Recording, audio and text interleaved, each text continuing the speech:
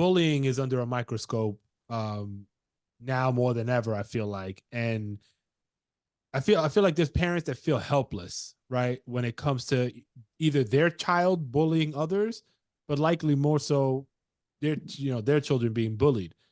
What do you recommend? Because I think there's a bunch of different things, right, that affect that.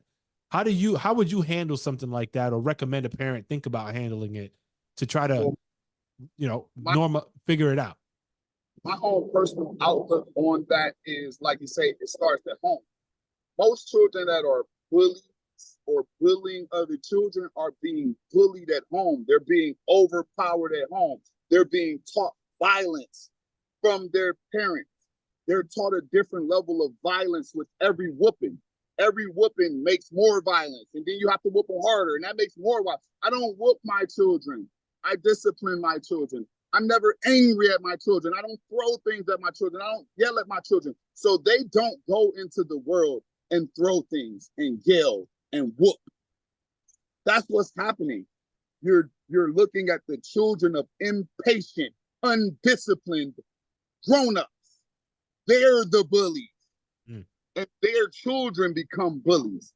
My child will never be a bully because she knows her power. She knows I will put him down if he hurts me. That's important. That's very important.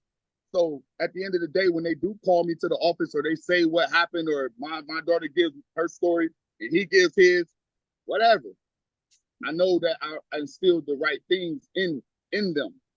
You know, my offense is a form of extreme discipline that manifests itself as offense.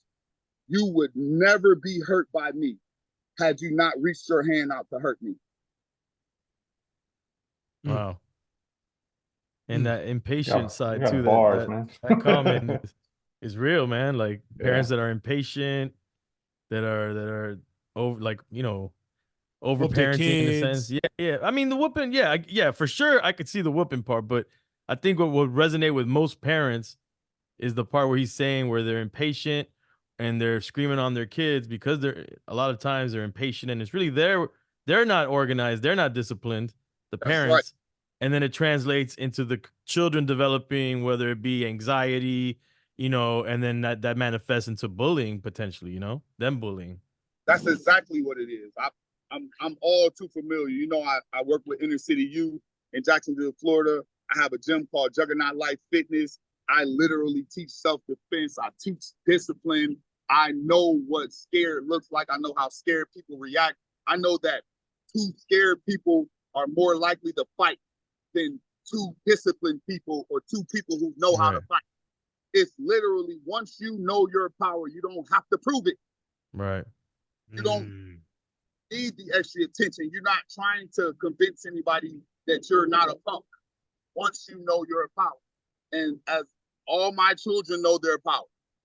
So at the end of the day, when they call me, I'm like, I know, okay, but I know that my baby didn't start.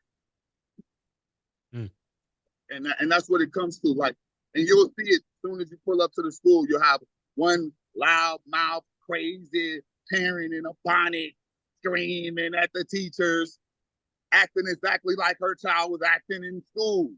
It's simple. It's simple. It's generational wealth or generational curses.